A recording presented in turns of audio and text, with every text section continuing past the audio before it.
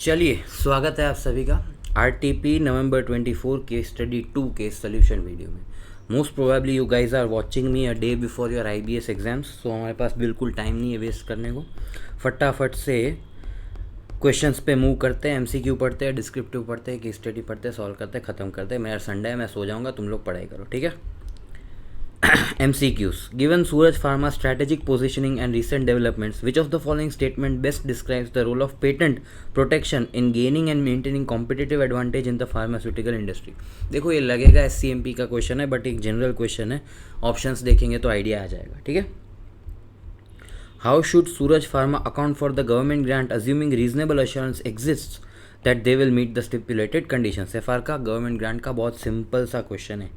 Can Indu Pharma Limited be considered as a business for acquisition accounting under Ind AS 103? तो Ind AS 103 का question है कि हमें identify करना है कि एक्विजिशन ऑफ बिजनेस है, एक्विजिशन ऑफ व्हाट असेट है, ठीक है। Do you agree with the way auditors have handled the matter related to FEMA non compliance? How would you deal with this matter? ये audit का question है, consideration of laws and regulations standards का। Suggest the auditor's responsibility in respect of non-consolidation of financial statements of MKS. अच्छा, ये लगेगा audit का question है, लेकिन ये Ind AS 110 के अंदर जो एग्जेम्पशंस दिए गए कंसोलिडेशन के, कि इंटरमीडिएट होल्डिंग कंपनी है तो वो नहीं करना है कंसोलिडेशन, फिर एक इन्वेस्टमेंट कंपनी है तो कंसोलिडेशन नहीं करना है, लेकिन इन्वेस्टमेंट कंपनी को जो सर्विसेज देती है कंपनी उसका कंसोलिडेशन करना है, ठीक है। तो उसके एग्जेम्पशंस का क्वेश्चन है, देख लेंगे, ईजी है। Descriptive, how will the value of supply of this drug intermediate be determined under GST law? तो ये GST का वैल्यू ऑफ सप्लाई का सिंपल सा क्वेश्चन है। Calculate the optimum that is profit maximising selling price for RIFMN। RIFMN मतलब कोई drug है, इसको मैं पूरी केस स्टडी में सिर्फ R बोलूँगा। Selling price of R and the resulting annual profit which Suraj Pharma will make from changing this price. Recommend the pricing strategy for launching new antiviral drug. मतलब ये pricing policy का SCMP का question है, important है, इसमें time भी लगेगा। Based on the case study and the cited Companies Act 2013 provision cited, why was the demerger scheme disapproved by NCLT? मतलब ये सिंपल सा क्वेश्चन है, क्यों डिसअप्रूव हुई बता देना है। Whether the research and development on either drugs be recognized as an intangible asset in the books of Suraj Pharma? ये वापस FR का क्वेश्चन है। अगर आप ये केस स्टडी के क्वेश्चंस देखोगे तो आपको लगेगा कि ये आपके कंफर्ट की केस स्टडी है, बिकॉज इसमें SCMP का कंटेंट बहुत कम है। तो ऐसी केस स्टडी अगर एग्जाम में आती है, you should attempt these case studies first. उसके बाद आप जो केस स्टडी 1 कराई थी उस टाइप की केस स्टडी कर सकते हो।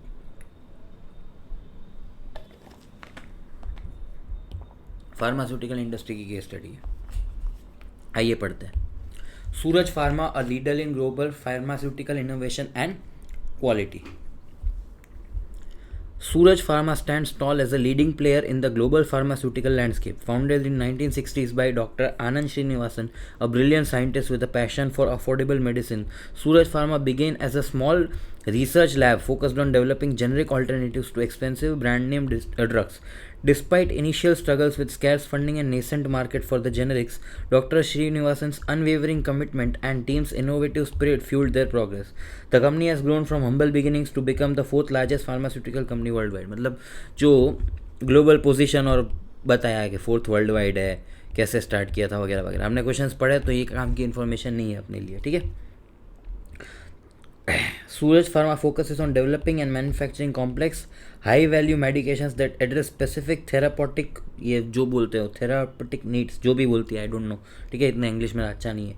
With the global presence in over 100 countries and a diverse patient population, Suraj Pharma holds the top spot in the Indian domestic market, demonstrating their dominance in the region. मतलब 4th world wide है और first in India है, इतना समझ में आए, ठीक है। Suraj Pharma's core strength lies in specialty drugs which often involve advanced technology and expertise for production. Their product basket caters a vast array of therapeutic segments including psychiatry, antibacterial, neurology and diabetes management. मतलब ऐसा बोल रहा है कि जो company है वो vast diverse portfolio, उनका प्रोडक्ट पोर्टफोलियो बहुत वास्ट है और बहुत सारी मेडिसिन वो लोग बनाते हैं। This ensures that they can address a wide range of medical needs. Furthermore, Suraj pharma leverages a strong branded presence in India, particularly in high growth chronic therapy areas, allowing them to cater specific patient needs in the Indian market. ये भी paragraph काम का नहीं है, ठीक है, जाने दो, इग्नोर मारो। Understanding the quality is paramount in pharmaceutical industry. Suraj Pharma has established robust manufacturing infrastructure over 43 facilities spread across 6 continents. मतलब 43 facilities है worldwide. ठीक है. This global footprints allow them to efficiently produce and distribute their medications. Maintaining high quality standards throughout the manufacturing process is also a priority, with stringent quality control measures guaranteeing the safety and efficacy of medicines for patient worldwide. मतलब ऐसा बोल रहे हैं कि हमारी manufacturing facilities robust है और उसमें कंट्रोल्स भी बहुत अच्छे हैं. ठीक है. Suraj Pharma actively invest in R&D to stay with the forefront of drug development. ठीक है. This commitment to innovation allows them to explore new therapeutic needs and cater to evolving healthcare needs. मतलब वो रिसर्च एंड डेवलपमेंट करते रहते हैं तो नई medicine बनाते रहते हैं. ठीक है. Their financial performance reflects their success with global revenue exceeding $80 million. Suraj Pharma holds a leading position with the Indian dermatology segment and ranks highly within several doctor groups in India. मतलब doctors भी सूरज pharma की दवाइयाँ recommend करते हैं. ठीक है. This market leadership coupled with their focus on innovation positions them for continued growth and success in the Indian pharmaceutical industry. मतलब simple ये बताया है कि क्या पोजीशन है कंपनी की, क्या करती है, क्या नहीं करती, वगैरह वगैरह. हमने जो क्वेश्चंस पढ़े उसके बेसिस पे इसमें से तो कोई काम की चीज़ दिखी नहीं. तो आप जब नेक्स्ट टाइम क्वेश्चंस के आंसर ढूंढोगे तो ये सब चीज़ें इग्नोर मारना, पूरा ऊपर का पार्ट इग्नोर मार सकते हो. Strategic repositioning and innovation in pharmaceutical development. In the drug development value chain, the ultimate valuable product is the drug or vaccine administered to the patient. सही है. जो अल्टीमेट मेडिसिन हम देते हैं वही वैल्यूएबल प्रोडक्ट होती है वैल्यू चेन में. ठीक है. Most promising molecules fail to pass the testing phase. मतलब रिसर्च कर ली, हमें लगता है कि ये रिसर्च बहुत सही हुई है, लेकिन टेस्टिंग फेज में वो फेल हो जाता है, ऐसा बोल रहे हैं. The value chain is defined by research, testing and delivery. आप कोविड याद करो तो कोविड में सबसे पहले कोविड की वैक्सीन का रिसर्च हुआ था, फिर उसका टेस्टिंग हुआ था बंदर, चूहे वगैरह वगैरह पे. ठीक है. फिर डिलीवरी से पहले रेगुलेटरी अप्रूवल्स होते हैं. ठीक है. with major pharmaceutical companies typically involved in these activities. They engage directly or, in case of research, often with partnership with research organizations like academic institutions or universities. देखो research company खुद भी कर सकता है या किसी यूनिवर्सिटी को पैसे देके डोनेशन देके उनसे रिसर्च करवा सकता है. These activities entail significant cost ranging from drug discovery and testing to clinical trial submission for applications to regulatory agencies and promotion and education to stakeholders. अब मैंने दवाई बना ली, गवर्नमेंट ने अप्रूव भी कर दी, लेकिन लोगों का भी तो भरोसा चाहिए ना, बिकॉज दवाई का मामला है, हेल्थ का मामला है, तो फिर बहुत सारी मार्केटिंग करनी पड़ती है, बहुत सारे स्टेक होल्डर्स को समझाना पड़ता है. स्टेक होल्डर्स कौन? डॉक्टर्स, फिर दूसरे जो फार्मासिस्ट होते हैं वो उनको समझाना पड़ता है कि हमारी ड्रग बेचो, ये काम की चीज़ है. ठीक है. The incentive of bearing these costs is a grace period during which the original manufacturers have exclusive market access through patents. देखो ध्यान दो, मैंने फॉर एग्जांपल 10 करोड़ रुपए खर्च करके कैंसर की दवाई बनाई. ठीक है. तो अब ये 10 करोड़ रुपए मैंने खर्चे तो मेरा सीधा सीधा एक्सपेंस हो गया, और अभी तक रेवेन्यू क्या है? ज़ीरो, बिकॉज दवाई अभी बनी है, अभी बेचना बाकी है. तो मैं पागल थोड़ी हूँ कि इसकी पेटेंट ना करवाऊँ, मैं इसकी पेटेंट कराऊँगा. कितनी? फॉर एग्जाम्पल 10 साल की. 10 साल की मैंने पेटेंट कराई, मतलब 10 साल तक मुझे जो प्राइस पे इस प्रोडक्ट को बेचना है मैं बेच सकता हूँ. कोई कॉम्पिटिटर आ नहीं सकता, किसी को मेरे सीक्रेट्स पता नहीं है, बिकॉज मेरे पास एक्सक्लूसिव पेटेंट है. ठीक है. तो 10 साल तक ये जो राइट मेरे पास रिजर्व्ड है, इसमें मैं जो सेल करूँगा, जिस प्राइस पे करना है उस प्राइस पे करूँगा, उससे मैं ये 10 करोड़ रुपए रिकवर करूँगा, एक सिग्निफिकेंट प्रॉफिट कमा के निकल जाऊँगा. फिर 10 साल के बाद क्या होगा? पेटेंट एक्सपायर हो जाएगी, नए कॉम्पिटिटर्स आएंगे मार्केट में, वो चीप प्रोडक्ट्स बेचना स्टार्ट करेंगे. लेकिन 10 साल में मैंने इतना प्रॉफिट कमा लिया है कि वो 10 करोड़ की रिकवरी तो हो गई, ऊपर से मैंने अच्छा प्रॉफिट भी कमा लिया. अब मैं नई रिसर्च स्टार्ट करूँगा. ठीक है. तो ये ऐसा बोल सकते हैं कि ये मेरा जो पीरियड है 10 साल का एक्सक्लूसिव पीरियड, उसमें मेरा जो सेल है वो पीक होता है, और फिर 10 साल के बाद वो डाउन हो जाता है. ये कोई चार्ट मैंने ऐसे ही आपको बताने के लिए बनाया है. ठीक है. This period allows them to recoup their investment and potentially earn substantial profits, जैसे मैंने बताया. After the patent expires, other manufacturers produce generic versions of the original products. जैसा मैंने बताया कि फिर सस्ती दवाइयाँ बनना स्टार्ट हो जाती है. पेटेंट है तब तक कोई नहीं बना सकता, पेटेंट के बाद बनना स्टार्ट हो जाती है. These generics are crucial for the healthcare system as they ensure availability of essential drugs at more affordable prices. जिसने दवाई बनाई है जिसको प्रॉफिट कमाना है वो तो अपनी मनमानी करेगा, वो सप्लाई कम करेगा, डिमांड बढ़ाएगा, प्राइस बढ़ाएगा। लेकिन जब कॉम्पिटिटर्स आ जाते हैं, जेनरिक वर्जन्स अवेलेबल हो जाते हैं, तो दवाई की एक्सेसिबिलिटी बढ़ जाती है। एक्सेसिबिलिटी मतलब वो दवाई कम रेट पे ज़्यादा यूनिट में ज़्यादा वॉल्यूम में मार्केट में अवेलेबल हो जाती है, जिससे पूरा जो हेल्थ केयर सिस्टम है वो एक प्लेयर की वजह से कॉम्प्रोमाइज़ नहीं होता, बिकॉज दूसरे चीप वर्जन्स भी अवेलेबल है मार्केट में। ठीक है, Since the generic manufacturers did not incur the initial development cost, their manufacturing expenses are much lower, leading to reduced prices. मैंने कोई रिसर्च का या कोई डेवलपमेंट का कॉस्ट नहीं किया था, मैंने सीधा पेटेंटेड टेक्नोलॉजी जिसका पेटेंट एक्सपायर हो गया वो उठाई और सीधा मैन्युफैक्चरिंग स्टार्ट कर दिया, तो मेरा जो कॉस्ट ऑफ मैन्युफैक्चरिंग है वो लो आता है, जिससे प्राइसेस रिड्यूस होते हैं। The value they bring lies in creating competition in the market which can drive down the prices and improve accessibility. This competition ensures that the price-sensitive consumers have access to necessary medications, contributing to better public health outcomes. मतलब गरीब लोगों के लिए दवाई cheap prices में afford हो जाती है। ठीक है, one of the Suraj pharma's drugs R is an antibiotic used in treating contagious disease T. ठीक है, R is patented medicine but the patent is about to expire and several competitors are expected to enter the market with similar products. जैसे मैंने ऊपर story बताई वो अब actual scenario में place हो रहा है। In order to reposition itself, the company is reviewing its pricing policy considering the market change and other threats. Market research for R indicates that every 4 rupee decrease in price, the demand is expected to rise by 8,000 batches. 8,000 batches. Foundation का अपना law of demand याद करो, price कम होगा demand बढ़ेगा and vice versa. Price अगर 4 रुपये से कम होगा तो डिमांड 8,000 बैच से बढ़ जाएगा। ठीक है, सिंपल सा।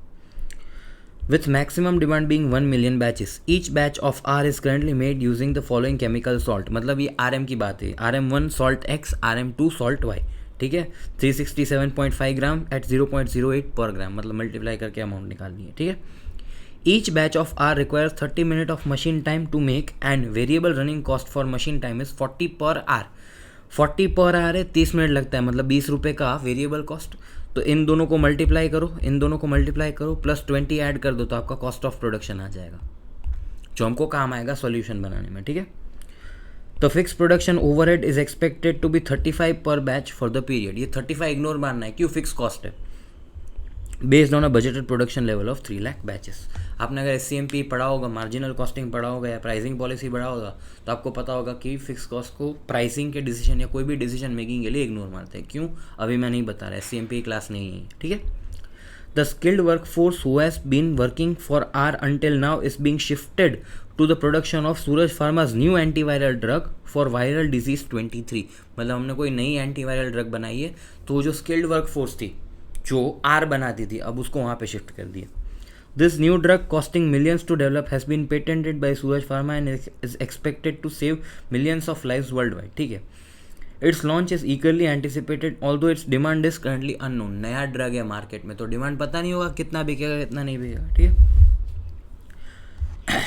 And no similar drug exist, मतलब इसका कोई कॉम्पिटिशन नहीं है। The average labor cost per batch of R is 38.6. The management of Suraj Pharma considers the pricing decision should be based on each batch. ठीक है, देखते हैं।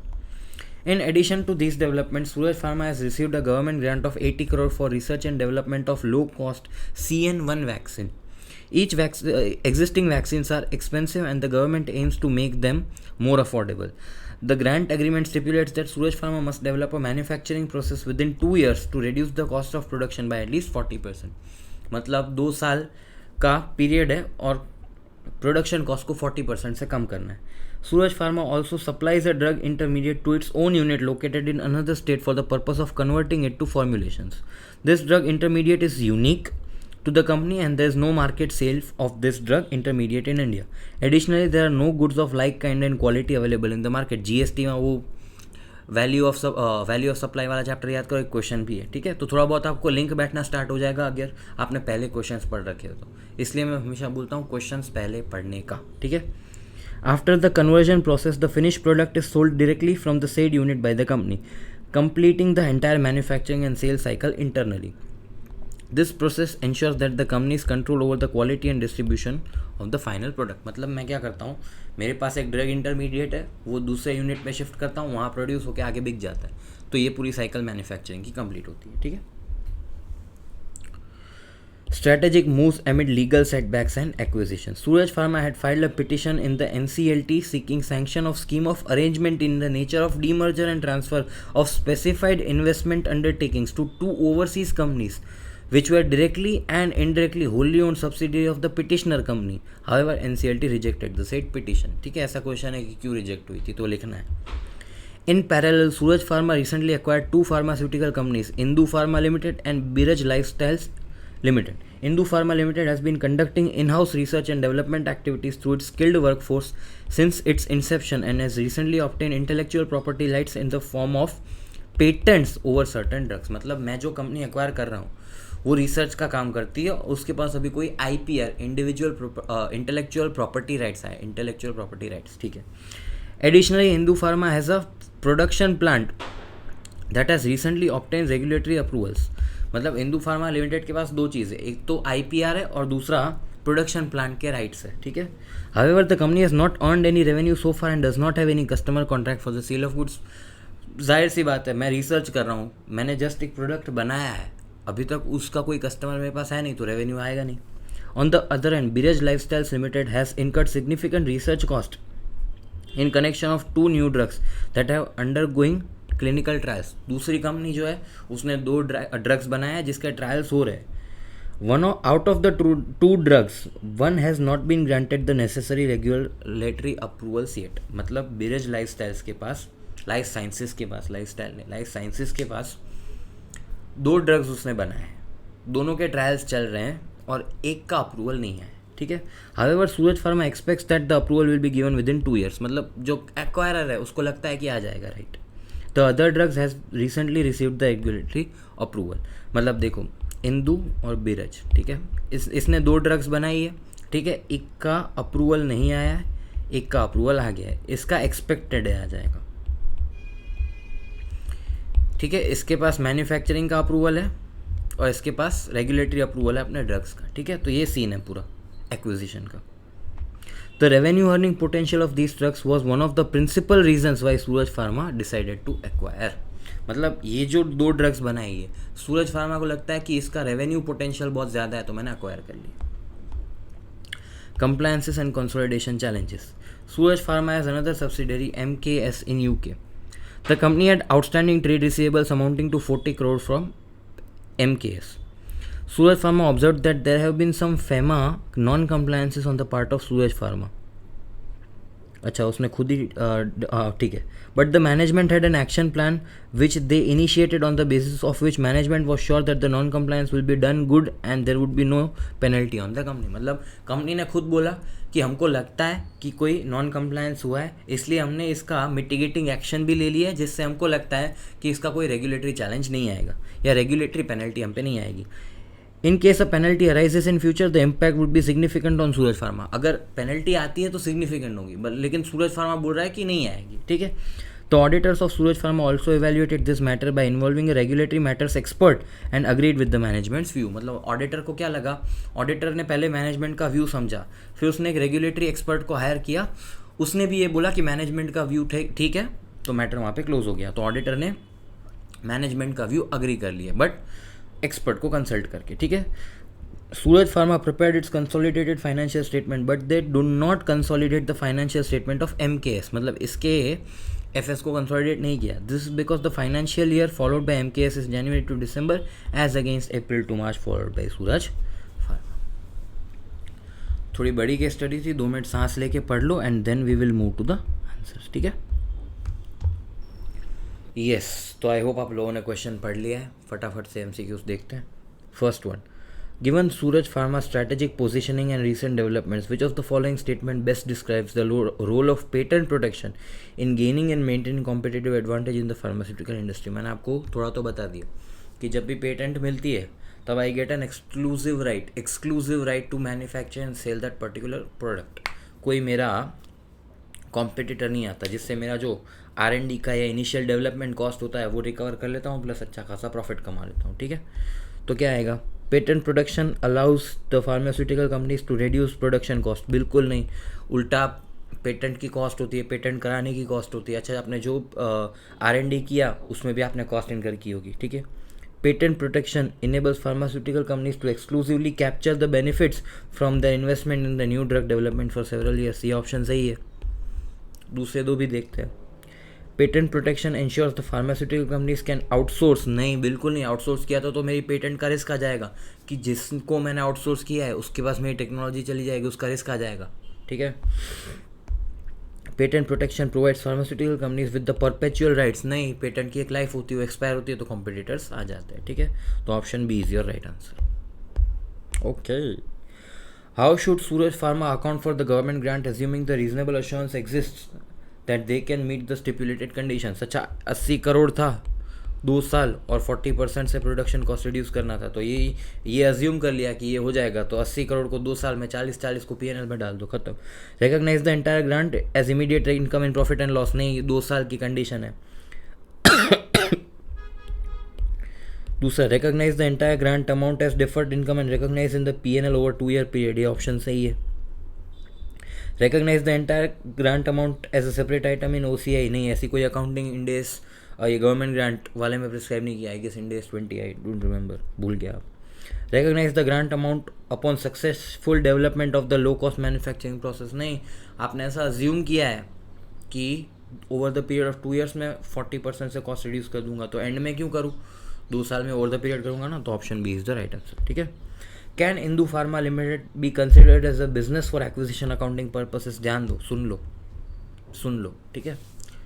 इंडेस 103 बिजनेस की डेफिनेशन देता है. किसकी डेफिनेशन देता है? बिजनेस की. उसमें ये बोलता है कि business is a set of activities that are capable of generating revenue. Short में बता रहा हूँ, business is a set of activities capable of generating revenue. ऐसा नहीं बोला कि रेवेन्यू होना चाहिए. Set of activities capable of generating revenue. अब इंदू फार्मा के पास पेटेंट है, प्रोडक्शन का प्लांट उनका अप्रूव हो चुका है, रेवेन्यू कुछ नहीं है, लेकिन are they capable of doing revenue? Yes. तो क्या इसको बिजनेस मान सकते हैं? यस. बात समझ में आई? खत्म हो गया. No, because the said company lacks customer contracts. नहीं, ऐसा कोई कंडीशन नहीं है. Because capability of generating revenue is must. No, नहीं, ऐसा नहीं होता. Yes, because the company possesses necessary resources. ये देखते हैं. येस, बिकॉज सूरज फार्मास एक्विजिशन फाइनलाइजेस इंदू फार्मास बिजनेस मॉडल. नहीं, ऑप्शन आएगा सी. बिकॉज उनके पास नेसेसरी रिसोर्सेस है केपेबल ऑफ प्रोड्यूसिंग ड्रग्स. ठीक है, ये ऑप्शन भी गलत है. Do you agree the way auditors have handled the matter related to FEMA non compliances? How would you deal with this matter? फटाफट देख लो क्या होता है.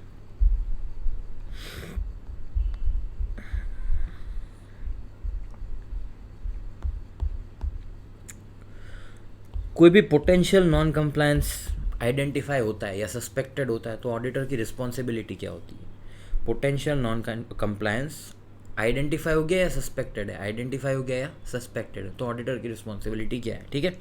सबसे पहला, obtain understanding of the applicable laws and regulations. ये स्टैंडर्ड के हिसाब से आपको सबसे पहले आइडेंटिफाई करना है. अगर कोई भी नॉन कंप्लायंस, तो you need to understand the laws and regulations. तो ये ऊपर का जनरल पॉइंट है. obtain the understanding of applicable laws and regulations. Second, consider the risk of material misstatement due to non-compliance of laws and regulations. मतलब आपने जो audit procedures को design करते हो तब आपको एक रिस्क कंसिडर करते हुए चलना है कि लॉज एंड रेगुलेशंस का वायोलेशन हो सकता है, एंड उसके अराउंड आपको प्रोसीजर्स करनी है. फॉर एग्जांपल, ऑडिट में एक प्रोसीजर होती है कि आप किसी भी कंपनी के लीगल एंड प्रोफेशनल पेमेंट्स को स्क्रूटिनाइज करते हो. किसको? लीगल एंड प्रोफेशनल पेमेंट्स को. अगर मैंने कोई भी XYZ पेमेंट किया किसी लॉयर को, और मैनेजमेंट उसका नेचर नहीं बता रहा, तो हो सकता है ना कि this can be a potential non compliance जिसके लिए लॉयर को इतना सारा पेमेंट जा रहा है. ठीक है. Scrutinise the correspondences from the departments. अलग अलग रेगुलेटरी डिपार्टमेंट से जो भी करस्पॉन्डेंस आता है उसको एग्जामिन करो कि उसमें कोई नॉन कंप्लायंस तो नहीं बोला है. ऐसी प्रोसीजर्स होती है. तो प्रोसीजर्स क्यों बनाई है? Because we have considered the risk of material misstatement due to non compliance of laws and regulations. If any non compliance is identify, ये सब प्रोसीजर करके, यहाँ पे जो मैंने 2-3 प्रोसीजर्स बोली और भी प्रोसीजर्स होती है, वो करके अगर कोई नॉन कंप्लायंस आइडेंटिफाई हुआ है तो assess the impact on the financial statement. सबसे पहले तो इम्पैक्ट को असेस करो, और दूसरा, involve legal expert if necessary.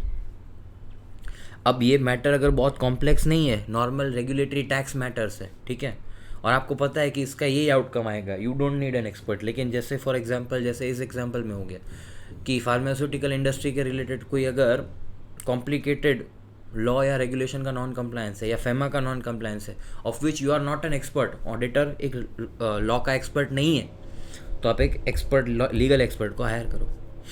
Communicate to the management and TCWG, क्या आपका स्टैंड। देखो, नॉन कंप्लायंस आइडेंटिफाई हुआ, मैंने मैनेजमेंट को बताया कि भाई ये नॉन कंप्लायंस आइडेंटिफाई हुआ है, मैनेजमेंट ने कुछ व्यू रखा, आपने लीगल एक्सपर्ट को हायर किया, उसने कुछ व्यू रखा। अब लीगल एक्सपर्ट का व्यू तो आपको एज एन ऑडिटर मानना पड़ेगा, क्यों, आप एक्सपर्ट नहीं हो। तो ऑडिटर के बिहाफ पे जो लीगल एक्सपर्ट ने व्यू दिया, आपने उसको एक्सेप्ट किया और मैनेजमेंट को बताया। अब ध्यान देना, इफ मैनेजमेंट और TCWG agrees to report the matter including its potential impact, no need to modify the report। अगर फॉर एग्जाम्पल लीगल एक्सपर्ट ने ये बोला कि इससे पेनल्टी का इम्प्लीकेशन आएगा, तो मैनेजमेंट ने क्या किया, पेनल्टी का प्रोविजन कर दिया बुक्स में, तो नो नीड टू रिपोर्ट। अच्छा, लीगल एक्सपर्ट ने बोला कि इसका कोई इम्प्लीकेशन नहीं आएगा, आपने बोल दिया ओके, और आपने मैनेजमेंट को बोल दिया कि आपका जो लीगल एक्सपर्ट है वो ये बोल रहा है कि कोई इम्पैक्ट नहीं आएगा, बट आप एक काम करो, नोट्स टू अकाउंट्स में एज अ क्वालिटेटिव रिमार्क इसको लिख के दे दो, और मैनेजमेंट ने अग्री कर दिया, तो आपको मॉडिफाई करने की कोई ज़रूरत ही नहीं है। जो था वो अगर मैनेजमेंट ने रिपोर्ट कर दिया है, जो था वो मैनेजमेंट ने अगर रिपोर्ट कर दिया, तो मॉडिफाई करने की जवाबदारी मॉडिफाई करने की जो रिक्वायरमेंट है वो नहीं है, किसकी, आपकी, ऑडिटर की। Auditor should ask management to report the matter in the financial statements. खत्म। आपकी रिस्पॉन्सिबिलिटी इतनी ही है कि आप मैनेजमेंट को बोल दो कि मेरा जो एक्सपर्ट है वो ये बोल रहा है, आप इस मैटर को फाइनेंशियल स्टेटमेंट्स में अगर रिपोर्ट कर देते हो तो I will not modify my report. ठीक है, एज एन ऑडिटर आपकी इतनी रिस्पॉन्सिबिलिटी है इस केस में। ठीक है, ऑप्शन कौन सा आएगा, सॉरी ऑप्शन नंबर जो भी आएगा, ठीक है, देखते हैं। Auditors didn't handle the matter appropriately, auditor should have inform to RBI, कोई रिक्वायरमेंट ही नहीं है RBI को रिपोर्ट करने की। Auditors handled this matter appropriately, the management would need to include this matter in the notes to accounts। ये बात सही है, auditors handled this matter appropriately, but they would also need to include a modification. ज़रूरत ही नहीं है, अगर मैंने मैनेजमेंट को बोल दिया कि आप रिपोर्ट कर दो, तो मॉडिफिकेशन की कोई रिक्वायरमेंट नहीं है, क्यों, जो था वो रिपोर्ट कर दिया। Auditors could have handled this matter in a better manner by also involving a tax expert. क्यों, फेमा का है तो टैक्स एक्सपर्ट को क्यों वो इंक्लूड करना है। ठीक है, बात समझ में आई, ठीक है, जस्ट अ सेकेंड ना। Suggest the auditors responsibility in respect of non consolidation of financial statements of MKS। देखो क्या हो रहा है, MKS मेरी UK सब्सिडियरी है, और सूरज फार्मा को उसको कंसोलिडेट करना है। सूरज फार्मा उसको कंसोलिडेट नहीं करता, क्यों, वो बोलता है कि वो लोग April to Jan to December follow करते हैं, ये लोग जैन टू दिसंबर फॉलो करते हैं, और ये लोग अप्रैल टू मार्च फॉलो करते हैं, तो हम कंसोलिडेट नहीं करेंगे। मजाक चल रहा है क्या। इंडेस में स्पेसिफिक प्रोविज़न है कि अगर जो ये डिफरेंस है, ये जो डिफरेंस है वो 3 महीने से कम है, 3 महीने से कम है, ठीक है, तो no need to prepare separate set of financial statements. आप वही दिसंबर वाले फाइनेंशियल स्टेटमेंट्स ले लो, उसको मार्च के साथ कंसोलिडेट कर दो, और ये जो ट्रांजैक्शंस है, ये जो इंटरमीडिएट पीरियड के ट्रांजैक्शंस है, इसको कंसिडर कर लेना। लेकिन अगर ये 3 महीने से ज़्यादा है तो इसको सेपरेट फाइनेंशियल स्टेटमेंट्स बनाने पड़ेंगे फॉर कंसोलिडेटिंग विद दिस। कोई ऑप्शन नहीं है कि आप कंसोलिडेट ना करो। अगर 3 महीने से कम पीरियड है तो आप नए फाइनेंशियल स्टेटमेंट्स मत बनाओ, जो भी दिसंबर के फाइनेंशियल स्टेटमेंट्स हैं उनको मार्च के साथ कंसोलिडेट कर दो, और दिसंबर से मार्च के जितने ट्रांजैक्शंस हैं उनको इग्नोर करोगे नहीं, उन ट्रांजैक्शंस को अलग से एडजस्ट कर दो। अगर 3 महीने से ज़्यादा का गैप है, 3 महीने से ज़्यादा का अगर गैप है, तो कंपलसरीली एज एट अप्रैल के फाइनेंशियल्स MKS के बनाने पड़ेंगे, फिर कंसोलिडेट होगा। कोई ऑप्शन नहीं है आपको कंसोलिडेट ना करने का। ठीक है, तो क्या बोलता है, Suraj Pharma needs to prepare CFS by also consolidating MKS। In case this is not done, auditors need to qualify. ठीक है, Suraj Pharma needs to prepare consolidated FS after consolidating MKS। If this is not done, auditor needs to get emphasis of matter. नहीं, qualification जाएगा।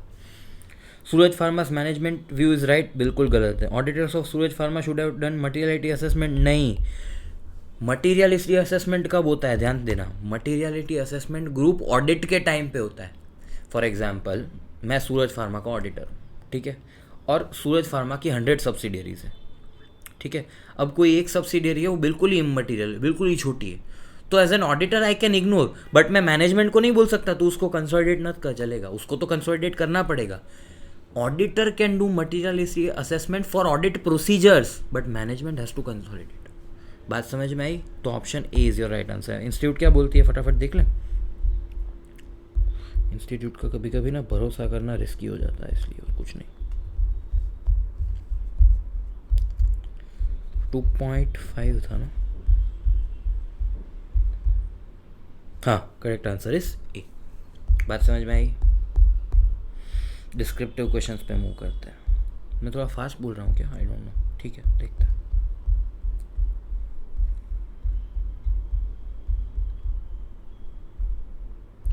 How will the value of supply of this drug intermediate be determined under GST law. Drug intermediate कौन सा था? मैं अपने एक unit से दूसरे यूनिट तक ड्रग इंटरमीडिएट सप्लाई करता हूँ और ये फाइनली अल्टीमेटली बाहर बेच देता है और ऐसे सेल कंप्लीट होता है। रूल 28 आपको देखना है। When supply is between distinct persons, rule 28 is applicable. ये पढ़ रखा है, मैं सिर्फ यहाँ पे दिया है, मैं फटाफट ग्लांस कर लेता हूँ। रूल 28 क्या बोलता है कि आपका सप्लायर है is eligible for full ITC. Supplier मतलब कौन? जिसने ट्रांसफ़र किया है। Yes, value declared in the invoice is the value of supply. मतलब सूरज फार्मा जो है उसने फॉर एग्जांपल अपने किसी गोडाउन में ट्रांसफ़र किया और सूरज फार्मा जो है is eligible for full ITC if yes, इसने जो वैल्यू डिक्लेयर किया वो वैल्यू ऑफ सप्लाई।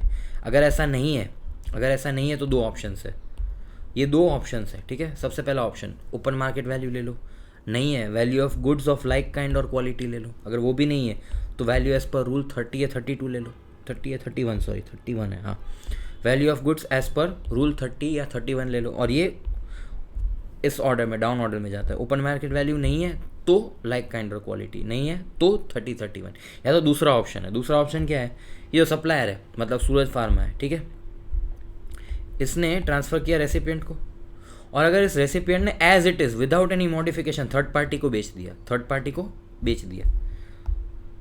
ठीक है, थर्ड पार्टी को बेच दिया और अगर इसने 100 रुपये में बेचा है तो वैल्यू ऑफ सप्लाई क्या होगा? 90%, मतलब 90 रुपीज़। क्योंकि गोडाउन से थर्ड इंडिपेंडेंट कस्टमर को एज इट इज बेचा तो कुछ कंसिडरेशन में ही बेचा होगा, उस कंसिडरेशन का 90% ये वैल्यू ऑफ सप्लाई हो जाएगा। लेकिन प्रॉब्लम क्या है? ये ऑप्शन एक्सरसाइज नहीं कर सकते। क्यों? यहाँ पे गोडाउन पे फर्दर प्रोसेसिंग होके बाहर बिक रहा है तो ये ऑप्शन नहीं ले सकते, तो कंपल्सरीली ये ऑप्शन लेना पड़ेगा। अब ये ऑप्शन कैसे बोलता है? Suraj Pharma also supplies a drug intermediate to its own unit located in another state for the purpose of converting. This drug is unique to the company and there is no market sale, मतलब open market value नहीं है, ठीक है। Additionally there is no goods of like kind और quality, मतलब ये भी नहीं है, ठीक है। After the conversion process the finish goods is sold directly from the said unit. यहाँ पे अगर कन्वर्जन हो रहा है तो ये ऑप्शन भी एक्सरसाइज नहीं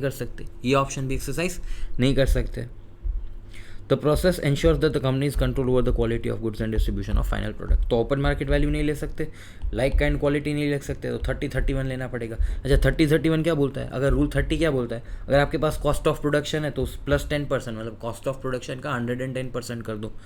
रेसिडुअल प्रोविजन क्या बोलता है कि अगर कुछ नहीं हो रहा है तो एक्ट की स्पिरिट को ध्यान में रखते हुए वैल्यू ऑफ सप्लाई डिटरमाइन करो। ये जनरली अथॉरिटी करती है, ठीक है, रेसिडुअल प्रोविजन। तो value of supply, value as per rule 30, cost plus 10%, ये आंसर है आपका कि कॉस्ट इंटू 110% या तो कॉस्ट प्लस 10%, जो आपको लिखना है आप लिख के आ सकते हो, ठीक है। बात समझ में आई? इतना ही था। हेलो, थोड़ा जल्दी करा दिया बिकॉज ये जीएसटी में क्या घुस हुई है, सब डायरेक्ट क्वेश्चन था। Calculate the optimum selling price of R and the resulting annual profit which Surat Pharma will make after from changing the price. Recommend the pricing strategy for launching the new antiviral drug. देखो ध्यान दो, I can understand कि exam का अगला दिन है, but ये concept मैं आपको कराऊंगा बिकॉज इस कॉन्सेप्ट को कराए बिना मैं आपको ये आंसर नहीं बता पाऊंगा। जिन लोगों को कॉन्सेप्ट में इंटरेस्ट नहीं है वो यहाँ से स्किप कर दो, बट मैं करा रहा हूँ, ठीक है। प्रॉफिट मैक्सिमाइजेशन मॉडल, ध्यान देना। प्रॉफिट मैक्सिमाइजेशन मॉडल एक क्वांटिटी डिटरमाइन करने के लिए यूज़ होता है और एक प्राइस डिटरमाइन करने के लिए यूज़ होता है। एक क्वांटिटी और एक प्राइस। एक ऐसी क्वांटिटी और एक ऐसी प्राइस जिससे मेरा प्रॉफिट मैक्सिमम आएगा, ऐसी क्वांटिटी और ऐसी प्राइस। ठीक है सर, कैसे? ध्यान, प्रॉफिट मतलब मैं क्या बोल सकता हूँ, रेवेन्यू माइनस कॉस्ट। प्रॉफिट मतलब revenue minus cost, total revenue minus total cost. Total word पे फोकस कर रहा हूँ, total revenue minus total cost. अच्छा, टोटल रेवेन्यू मतलब जितने यूनिट्स आप बेचते हो इनटू प्राइस पर यूनिट। तो मुझे प्राइस डिटरमाइन करनी है सबसे पहले तो, और यूनिट सोल्ड मुझे डिटरमाइन करना है, दो चीज़ें। और टोटल कॉस्ट मतलब यूनिट्स परचेज, जितना मैं परचेज यूनिट करता हूँ into price per unit plus fix cost. Units purchase, या फिर इसमें आप वेरिएबल कॉस्ट भी कर सकते हो। अब वेरिएबल कॉस्ट मतलब फॉर एग्जांपल मैंने जितने मशीन आवर्स यूज़ किए उसका कॉस्ट, यूनिट्स परचेज हो गया RM का, plus variable cost of machine hours, labour hours वगैरह वगैरह। मतलब टोटल कॉस्ट मतलब variable cost plus fix cost. आप ऐसा समझो, ये भूल जाओ, RM plus labour cost plus variable overhead plus fix cost, इसको मैं बोल देता हूँ total cost. Total revenue minus total cost is equal to profit. इस प्रॉफिट को मुझे मैक्सिमाइज करना है। ठीक है, रेवेन्यू मतलब यूनिट सोल्ड इनटू प्राइस, और टोटल कॉस्ट मतलब variable cost plus fix cost. ठीक है, अब एक ध्यान दो,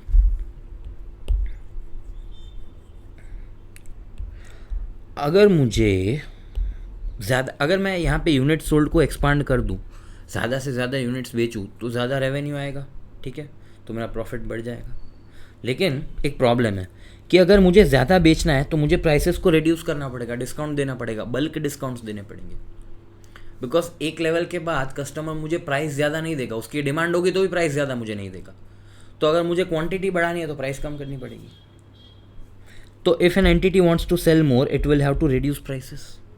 और दूसरा, अगर if entity produces more total cost will gradually reduce because of economies of scale. ध्यान दो, अगर मैं ज़्यादा रॉ मटेरियल प्रोक्योर करूँगा, अगर यहाँ पे मैं ज़्यादा बेच रहा हूँ तो मैं प्राइसेस रिड्यूस कर रहा हूँ, तो अगर मैं ज़्यादा खरीदूंगा तो उसको बोलूँगा ना प्राइस रिड्यूस कर। बात समझ में आ रही? तो इफ़ RM प्रोक्योरमेंट इंक्रीजेस, उसका जो पर यूनिट कॉस्ट है वो रिड्यूस होगा। क्यों? बल्क डिस्काउंट समझ लो आप लोग, कि अगर मैं ज़्यादा बेच रहा हूँ तो प्राइस कम कर रहा हूँ, तो ज़्यादा खरीदूंगा तो प्राइस कम करवाऊंगा ना सामने वाले से।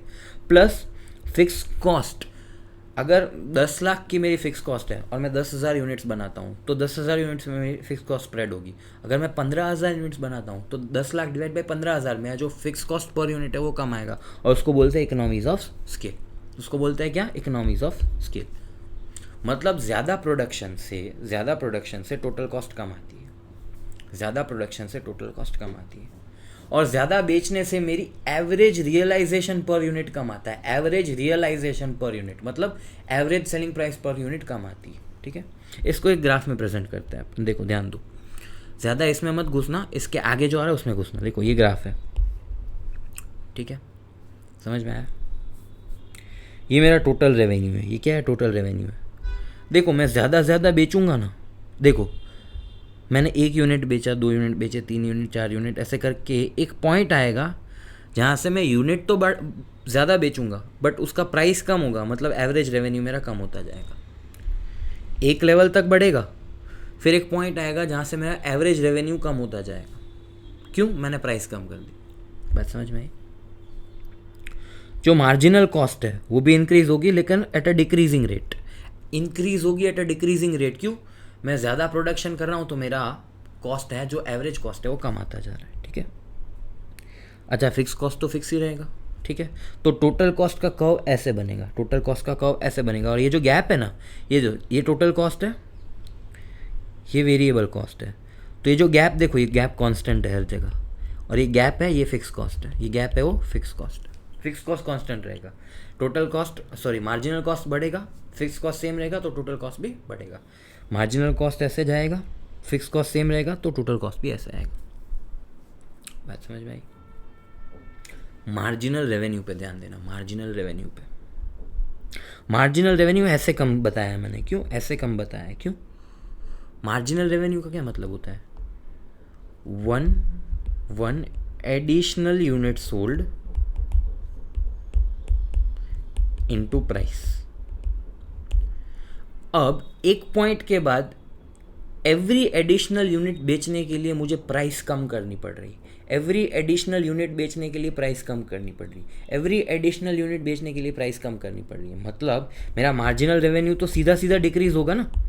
क्यों भाई? प्राइस कम होती जा रही है तो मार्जिनल रेवेन्यू मेरा सीधा सीधा डिक्रीज होगा। तो मार्जिनल रेवेन्यू मेरा ऐसे डिक्रीज हो रहा है, सीधा सीधा डिक्रीज हो रहा है। और एक पॉइंट आ रहा है जहाँ पे मेरा मार्जिनल रेवेन्यू और मार्जिनल कॉस्ट इंटरसेक्ट कर रहा है। एक पॉइंट आया जहाँ पे मेरा marginal revenue marginal cost intersect हुआ।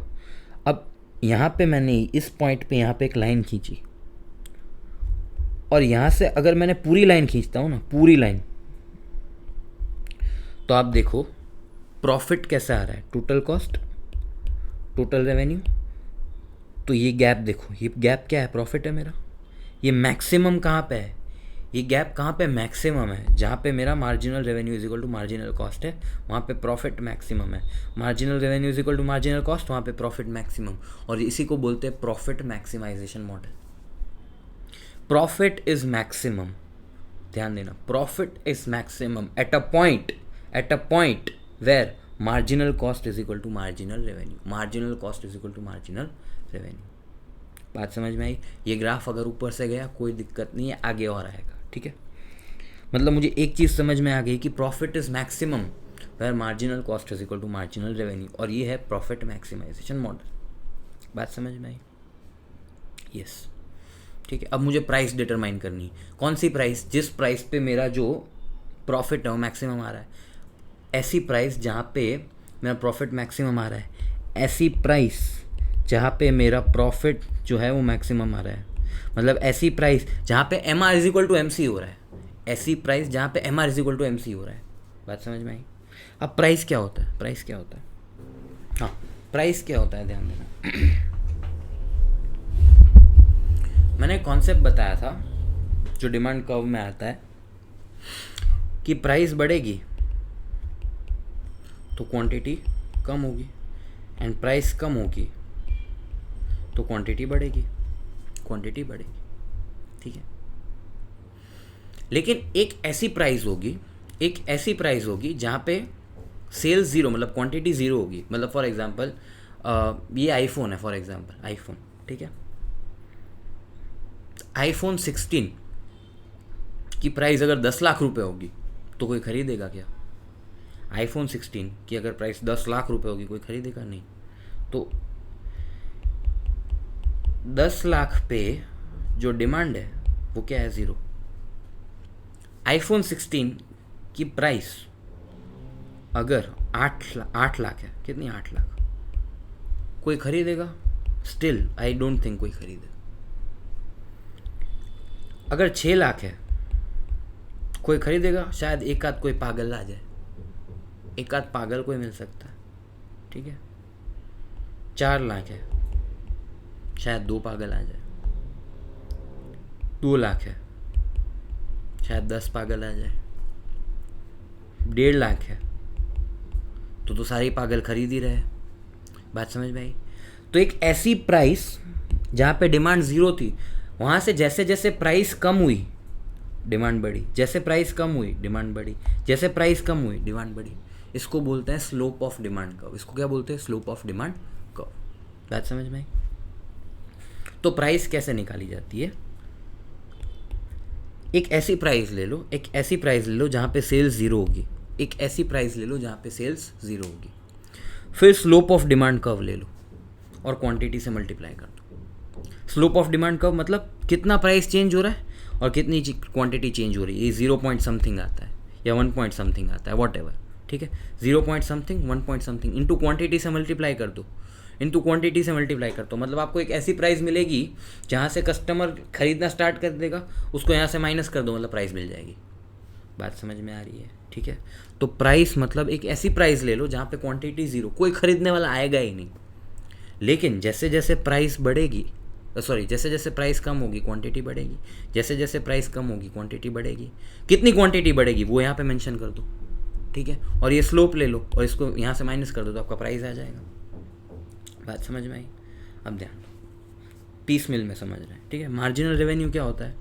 M R is equal to M C करना है तो एम आर क्या होता है? P into Q. ठीक है, प्राइस इंटू क्वांटिटी। पी क्या है, अब भी निकाला, ए माइनस बी क्यू, अब भी निकाला, वो यहाँ पे मैं कर दो, और क्यू तो क्यू ही रहेगा, तो इसको ब्रैकेट को खोल दो, A Q minus B Q square. मतलब मार्जिनल रेवेन्यू का फॉर्मूला आया A Q minus B Q square, A Q minus B Q square, ठीक है। लेकिन ये marginal revenue total marginal revenue है, टोटल मार्जिनल रेवेन्यू। मुझे एक ऐसा मार्जिनल रेवेन्यू चाहिए जो पर यूनिट बढ़ रहा है, पर यूनिट बढ़ रहा है, मतलब मुझे रेट ऑफ इंक्रीज चाहिए। क्या चाहिए, rate of increase of marginal revenue चाहिए। क्या चाहिए, रेट ऑफ इंक्रीज। जब भी रेट ऑफ इंक्रीज चाहिए होता है तो आप क्या करते हो, डेरिवेटिव करते हो, ठीक है, D R by D Q कर दो। अच्छा, डेरिवेटिव वैसे किसी को अगर नहीं आता तो उसका आउटपुट ये आएगा ए माइनस बी क्यू, मतलब A Q minus B Q square का डेरिवेटिव करोगे तो ए माइनस बी क्यू आएगा। मतलब जो मेरा मार्जिनल रेवेन्यू है वो ए माइनस टू बी क्यू आएगा। कैसे आया, देखो ए तो कांस्टेंट है, टू इधर आ गया तो two B Q, two minus one तो बी क्यू वन, तो two B Q, two minus one तो वन ही होता है, तो टू बी क्यू आ गया, ये काट दो, ठीक है। तो A minus two B Q, ये मेरा मार्जिनल रेवेन्यू है, ये मेरा मार्जिनल रेवेन्यू है। मार्जिनल रेवेन्यू आ गया, प्राइस आ गया क्या, A minus B Q. Marginal cost आया, ये रहा, देखो यहाँ से निकाला था मार्जिनल कॉस्ट,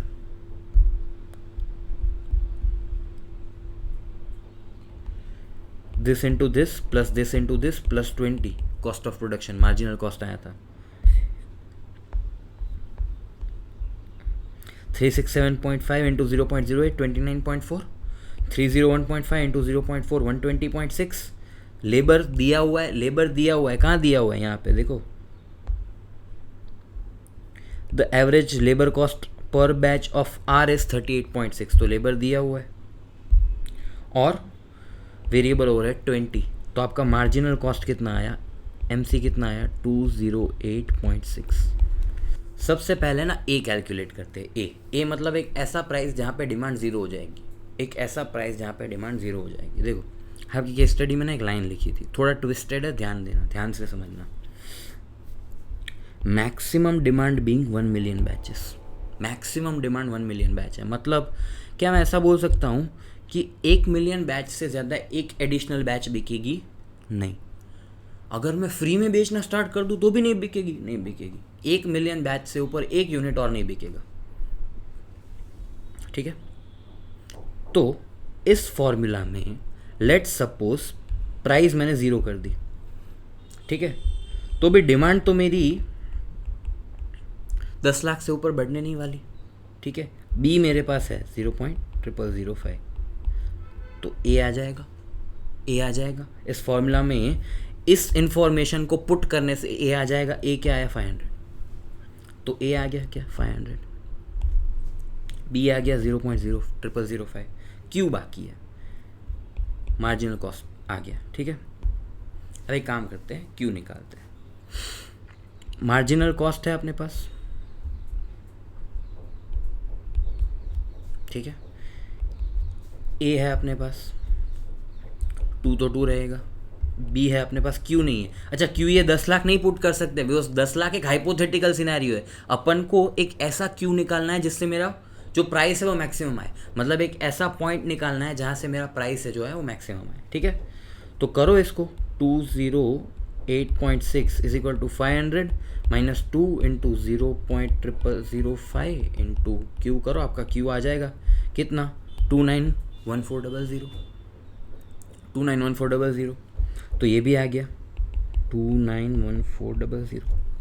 अब क्या है, प्राइस का फॉर्मूला लगा दो, क्या आया 500 माइनस 0.0005 इंटू 291400, ये आपका 354.3 ऑप्टिमम प्राइस या प्रॉफिट मैक्सिमाइजिंग प्राइस आ गया। बात समझ में आई, नहीं समझ में आई मुझे पता है, ठीक है। तो मैं आपको अब आपकी भाषा में समझाता हूँ, स्टेप करते हैं अपन, ठीक है, स्टेप करते हैं, ठीक है। स्टेप मैं आपको लिखवा देता हूँ। तो सबसे पहला स्टेप क्या होगा कि आपको MR is equal to MC करना है।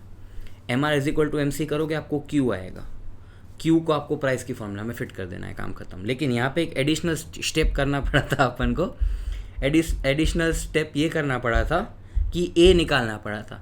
अब ए कैसे निकाला, मुझे केस स्टडी ने बता दिया कि मैक्सिमम डिमांड 10 लाख यूनिट है, मैक्सिमम डिमांड 10 लाख यूनिट है, मतलब प्राइस तू 0 भी कर दे तो भी 10 लाख यूनिट से ऊपर नहीं बिकेगा। तो मैंने प्राइस को 0 अज्यूम करके ए निकाल दिया, ए था, बी था, क्यू निकाल दिया M R is equal to M C करके, फिर वो क्यू पुट कर दिया प्राइस के फॉर्मूला में, आंसर आ गया। ठीक है, ये थे स्टेप्स, बात समझ में आई?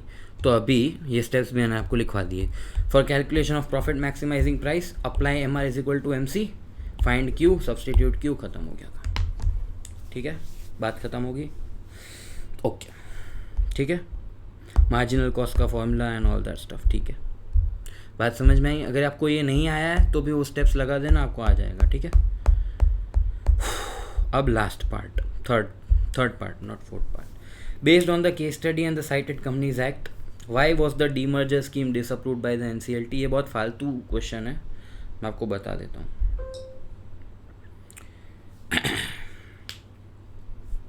क्या था वो पहले पढ़ लेते हैं, क्या रिजेक्ट हुआ था मेरा वो बता देता हूँ। Suraj Pharma filed a petition with NCLT seeking sanction of scheme of arrangement in the nature of demerger, in the nature of demerger and transfer of specified investment undertakings of two overseas companies which were directly and indirectly wholly owned subsidiary of the petitioner company. However, NCLT rejected. Section 234 of the Companies Act, Section 234 of the Companies Act deals with these type of cross border transactions.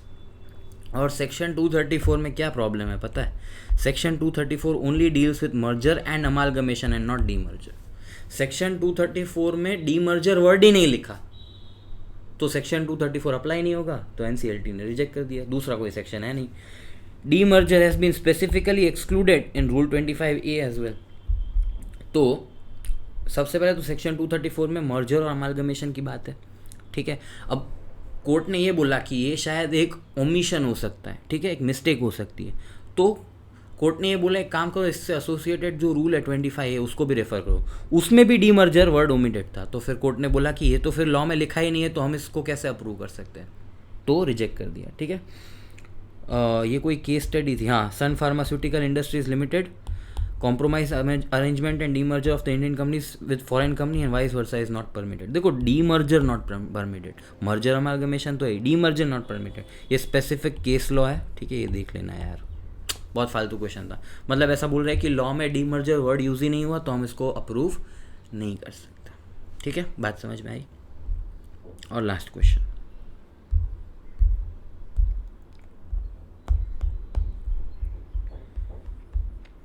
whether the research and development on either of the drugs be recognized as an intangible asset in the books of Suraj Pharma।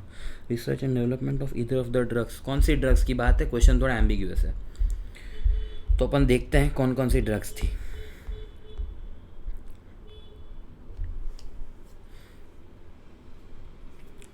इस paragraph को पढ़ना है आपको, ठीक है, sorry, इस paragraph को पढ़ना है। ठीक है, Indu Pharma Limited has been working in in-house research and development through its skilled workforce since inception and has obtained IPR in form of patent or certain drugs। ठीक है, तो इंदू फार्मा की बात नहीं हो रही है, बात हो रही है बीरज लाइफस्टाइल्स की। ठीक है, लाइफ साइंसेस की। Biraj Life Sciences has incurred significant research cost in connection of two drugs that have been undergoing clinical trials। One drugs has not been given necessary approvals yet। देखो, एक को अप्रूवल नहीं मिला, एक को अप्रूवल मिल चुका है, एक को अप्रूवल नहीं मिला, एक को अप्रूवल मिल चुका है। लेकिन जिसको अप्रूवल नहीं मिला, सूरज फार्मा को लगता है कि इसको अप्रूवल मिल जाएगा, सूरज फार्मा को लगता है कि इसको अप्रूवल मिल जाएगा। ठीक है, इंड AS 103 क्या बोलता है, ध्यान देना। इंड AS 103 बोलता है कि आप किसी कंपनी को अगर एक्वायर कर रहे हो, किसी कंपनी को अगर आप एक्वायर कर रहे हो और उनके पास कोई in house intangible asset under development है, in house intangible asset under development है, और वो असेट रिकग्निशन क्राइटेरिया को मीट करता है, मतलब फ्यूचर इकोनॉमिक बेनिफिट्स एक्सपेक्टेड है उस असेट से, फ्यूचर इकोनॉमिक बेनिफिट्स एक्सपेक्टेड है उन असेट से, तो आप उसको सेपरेटली रिकग्नाइज करोगे और गुडविल में मर्ज नहीं करोगे, सेपरेटली रिकग्नाइज करोगे, गुडविल में मर्ज नहीं करोगे। ठीक है, An acquiree's in-process research and development meets the definition of intangible asset when it meets the definition of an asset. Asset का definition meet कर रहा है ना. सूरज फार्मा को लगता है कि इसका अप्रूवल मिल जाएगा, फिर इसकी मैं जब दवाई बनाऊंगा और बेचूंगा तो मुझे कैश फ्लोज आएंगे, फ्यूचर इकोनॉमिक बेनिफिट आएंगे, और इसकी कॉस्ट भी रिकॉग्नाइजेबल है, इसकी कॉस्ट भी रिकॉग्नाइजेबल है, तो असेट का तो क्राइटेरिया मीट करता है. एंड आइडेंटिफाइबल है. क्यों? जो ड्रग है वो तो आइडेंटिफाइबल है ना स्पेसिफिकली, ऐसा तो नहीं है ना कि वो कहीं पे मर्ज होके पड़ी है. ठीक है, तो आइडेंटिफाइबल तो है और डेफिनेशन भी मीट करता है किसका? असेट का. तो जो ड्रग नंबर 1 है, इवन दो उसका अप्रूवल नहीं आया लेकिन सूरज फार्मा को लगता है आ जाएगा, तो उसको गुडविल से separate as an intangible asset आपको रिकॉग्नाइज करना है. ठीक है, in process research and development या इंटेंजिबल एसेट कोई भी नोमेनक्लेचर लेके आप कर सकते हो. देखो यहाँ पे क्या लिखा है. As per the standard the recognition criteria of probable economic benefits is considered to be satisfied in respect of asset acquired accordingly and asset is recognise. क्यों? सूरज फार्मा को लगता है कि आ जाएगा. ठीक है, सब्सिक्वेंट एक्सपेंडिचर की बात हम नहीं कर रहे अभी. The rights of the second drug also meet the recognition criteria under Ind AS 8 नहीं आएगा, 38 आएगा. ठीक है, और सेकेंड ड्रग है उसके तो ऑलरेडी अप्रूवल मिल चुका है, तो उसको डेफिनेटली मैं रिकॉग्नाइज कर सकता हूँ. प्रॉब्लम है फर्स्ट का. फर्स्ट वाली ड्रग अगर जो सब्सिडियरी कंपनी है या जो अक्वायरी है, अगर उसने अपनी बुक्स में रिकॉग्नाइज नहीं की है, स्टिल आपको अपनी बुक्स में इन प्रोसेस रिसर्च एंड डेवलपमेंट करके दिखाना है, जस्ट बिकॉज यू थिंक कि वो असेट की डेफिनेशन मीट करती है. मतलब गुडविल में उसको घुसा नहीं देना है, उसको अलग से रिकॉग्नाइज करके आपको अलग से शो करना, अलग अकाउंटिंग करना. ठीक है, तो ये था आपका क्वेश्चन नंबर 4. हो गया और है हो गया 4 तक ये था ना, आई गेस.